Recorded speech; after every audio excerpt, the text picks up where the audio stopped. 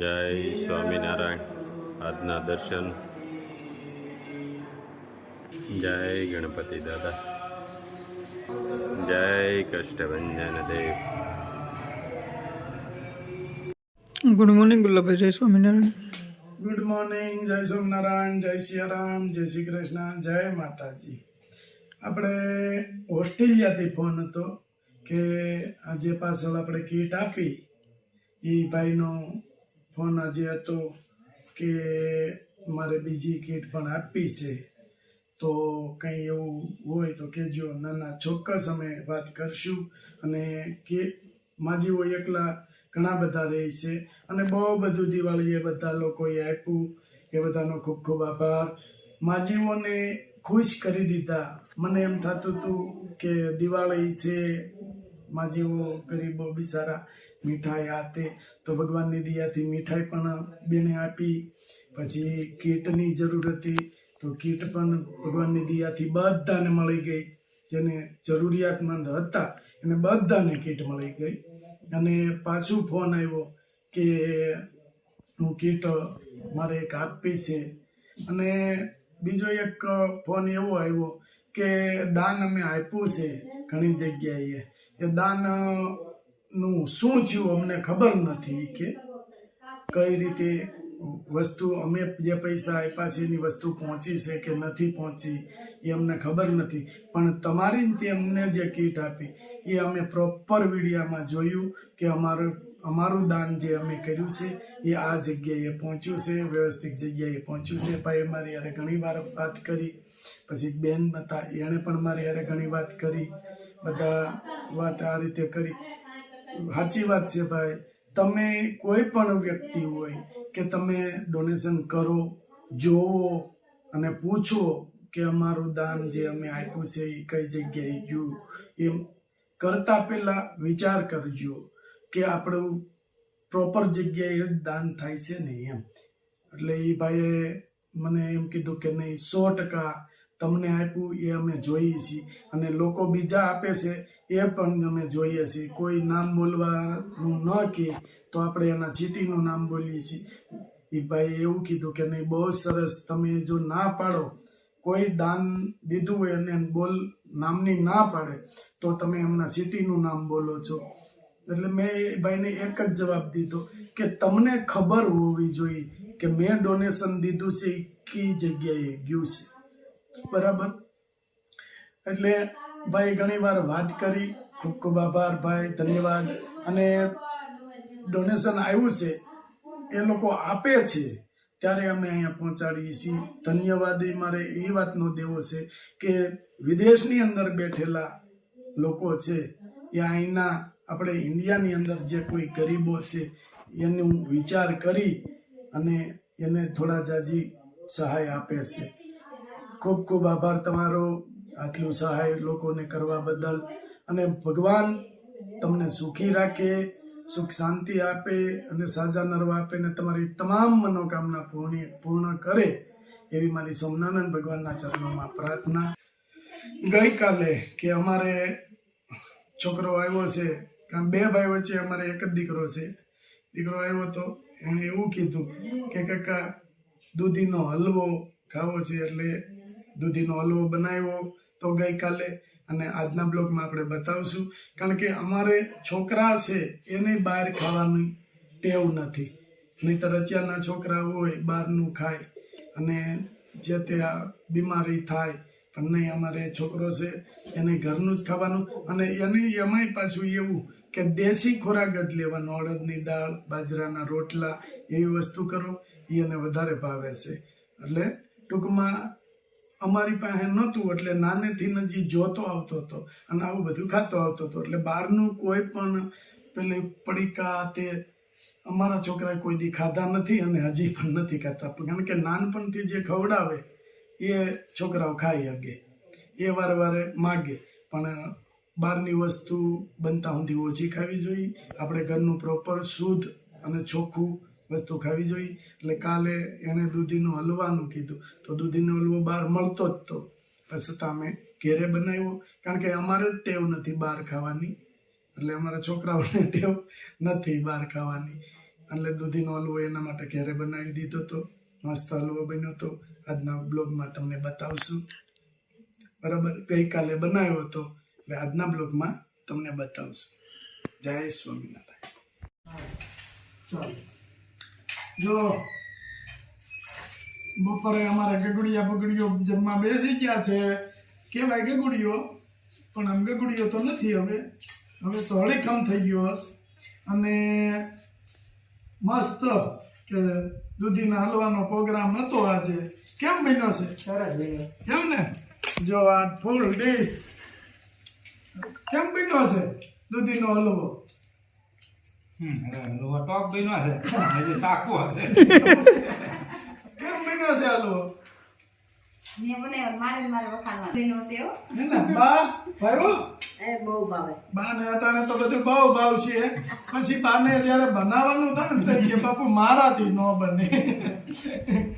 જોઈ લ્યો, મસ્ત દૂધીનો હલવો, લીલા વાલનું શાક, મરચા, રોટલી, દાળ, પાપડ, હળદર, લીલી હળદર આ ગુણકારી છે. અટાણથી અમારે ચાલુ થઈ જાય તે આખો શિયાળો લીલી હળદર ખાવાની. એક ડબલું ખવાઈ ગયું. એક ડબલું તો આ ખવાઈ ગયું. આ બીજી આપણે બનાવી. અને અરુણભાઈની ત્યાં ઘરની હળદર થાય છે. ત્યાંથી હળદર લાવી અને સુધારવાની. બરાબર, હાલો કરો હરિહર સંતો ભક્તો હરિહર. આવો. આવો. જય સ્વામિનારાયણ. જય સ્વામિનારાયણ. જય સ્વામિનારાયણ. આવો આવો. સારું હો. આનંદ આનંદ. છોકરી મોટી થઈ. પેલા કેવા પ્રોગ્રામ કરતા વાડીએ? હે હવે ગોઠવો એવા કંઈક પ્રોગ્રામ. ગોઠવી એવું છે. આમ થાય હવે 12 મહિના જ ભેગા થઈ છે. દિવાળી આવે તઈ ભેગા થઈ. તો હવે દિવાળીએ પ્રોગ્રામ ચાલુ. ભેળના પ્રોગ્રામમાં ઓગો એ નહીં, પેલી કુંડિયાથી કેવો ગયો? બટેટા હો તો આખી વાડીમાં બટેટા ગયા. આખી વાડીમાં બટેકા હો. પછી ઓલું માટલા ઊંધિયું બનાવ્યું હતું. મારા ઊંધિયું તો ઈ કોલસા ઊંધિયું થઈ ગયું હતું ભાઈ. છેલ્લે કે કાજુ થોડાક પીડ્યા છે ને તો ઈ કે હવે ટમેટા પીડ્યા ખમણીને કાજુનું કરી નાખો. તો બધું ખમણ્યું ને કાજુનું આમ હરખા કર્યા ને ધોયા. મેં વઘાર માંડ્યો. મેં કીધું લાવો તેલ. તો ઈ ખાટલાને પાયો બી. કોથળી મેં કી ખાટલાને પાયો ને તો કોથળી ઢોળાઈ ગઈ. ખાટલાનો પાયો બીજો રોટલો ને આપણે શું ખાધું હતું? ગૌને રોટલા આ ગળ ને રોટલા ખાધા હતા. તાણી બધું બગાડીને ગૌને રોટલા ખાતા. અને પાછો ઓલી હાડીઓનો તાપ કર્યો. હા, આખો હજી હાટી. ગુલાબ કાકા કે હજી થોડીક વાર છે. ત્યાં તો અંદર કોલસો થઈ ગયો બધો. કરી દીધો. પેલો હરિયમ છોકરો ઉભળે બેઠો બેઠો મરચું વીખ. ગળે કેવું કાઢીને ખાધું. પાછા માટલા ઊંધિયું તો કોલસા ઊંધિયું કઈ ખબર ન પડી. તે પછી ઊંધિયું ભૂલાઈ ગયું. ઊંધિયા નામે નહીં ભાઈ. એક વાર આ ઢોસા બનાવ્યા હતા આપણે. હા, તઈ તો આપણે યસ હતો. યસ. હા, તો બધા ઢોસા બન્યા, કમ્પ્લેટ બની ગયા. એટલે કીધું છોકરાઓ પેલા ખાવા બેસી જાવ. તમારા મામાનો છોકરો હતો ને, ખાઈ લીધું, કમ્પ્લેટ થઈ ગયું. પછી બનાવતા હતા ને તો હું કે ખબર મને જરા કે નમક ઓછું લાગે છે, નાખી ગયો. મેં કે તે ખાઈ લીધું એટલે ને ઈ ધરાયેલો પછી કીધું. ધરાઈ ગયા પછી એને હા હા, એટલે તમે બધા ખારું ખાવ ઈ કે. અરે ઈ પ્રોગ્રામ ને ઈ મોજ હવે આનંદ એવો હોય તો હવે થોડો આવે. બાકી હવે ભેગા ન થાય. સંજયન વાડીએ સંજયવાડી, હા. સંજય વાડી અમને કે દોડા લઈ હા, જાય. દોઢ. એટલે કીધું સારું લઈ જાવ. બપોર વચ્ચે તડકાનો ઉપાડ્યો દોડા લેવા. એક થેલી આમ ખોલીને જોઈને આ હારો સંજય 2-3 ફેરું કર્યું ને એ કે હવે તમે ભાગી ગયો. હું બેઠો છું એ સાંજે વહી ગયો. એટલે અમે તો હું 2 જણા થાય એટલે દોડા લેવા ને તો અમે ફરી થેલી ભરીને તો આમ જોઈને એ કે હવે નો હવે જય શ્રી કૃષ્ણ ઈ કે હવે કોઈ દી નો ટેટી ખાધી ઓલાની બહુ ટેટી ખાધી હા આપણે. છોકરા કરી દીધી બોરાણા તો કારખાનેથી છૂટીને સીધા ટેટીને ખેતરમાં. અને પાછા રાજુ શું કરે ખબર એને સુધારે કેમ ચીરખાય મોળી લાગે ને એટલે બે ફાટા વાળીમાં પછી એને કીધું તું મોળી નીકળે એ નાખી દેવાની તમારે ગળી જ ખાવાની. બે ફાટા વાળીમાં હો. એટલે એ ભાઈની સ્વીટ હતી હો. હા 10 કિલો લેવીને હામી 10 કિલો ખાતા. ખાઈ જતા હાંજે 1 મહિનો સુધી હાંજે ખાધું જ નહોતું. ખાધું જ નહોતું 1 મહિના રોજ 5 વાગે ન્યા. અમદાવાદ તો સુરત આમ તો ચલાડ મારું ચલાડ નહીં માધેપુરા અચ્છા હા હા મારું ગામ ઓળિયા અહીંયા અમારે વેવાઈ રહી એ મળી ગયા દીર્ઘીભાઈની વેઠવીભાઈની પૂછભાઈ કાસડિયા હા હા અહીંયા એ વેવાય છે પેલા મધુભાઈ છોકરો હતો ઓસ્ટ્રેલિયા હા હા એ અમારો કુમાર છે. અચ્છા હા તો બરાબર તો જ મને શું ખબર વેઠીભાઈ બાજુમાં જ કીધું હોત ને ના તો ખ્યાલ આવી તો ખ્યાલ આવી જાય બધા આપણે ક્યાંય ઉપર આપણે ખબર પડે આપણે કહીએ એમ નહીં લોકો તો કહે જોયું તમારે રેગ્યુલર વિડીયો હા. આનું જોયું એને ખબર ન હોય મને એટલે મેં કીધું રેવડી હું કહું ને આવી લીમ અને તુલસી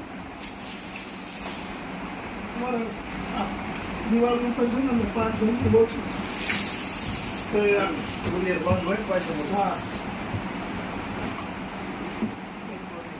એમાં એનું રિઝલ્ટ અમને આના રિવ્યુ આપ્યા હતા કે એમના husband ને બેનના husband હતા એને ડાઘા હતા ડાઘા વળ્યા હતા. હું તો રેગ્યુલર તમારે વિડીયો જોઉં છું અને મને ખ્યાલ છે અચ્છા. આ શું છે? બધું છે ને આ જ બનાવે બધું બરાબર ટ્રાય કરવા લઈ જાય હા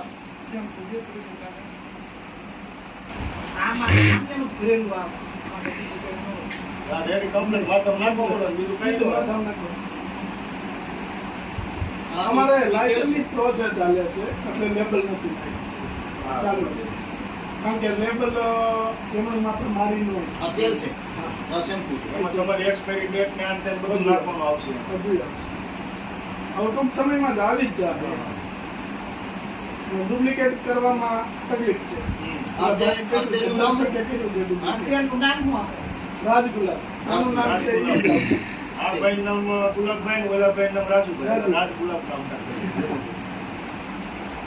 એટલે આ મોચ્છે ટાઈપનું આવે કે આ કેવું આવે હા 56 જાતની ઔષધિ આવે 56 જાતની આ છે ને આનો કોઈ વિડીયો જોયો કાળા તલ નાખી વાળું થતા બંધ થઈ લીલા જાય કાળા. એની ગેરંટી અને એક લીલા માથાને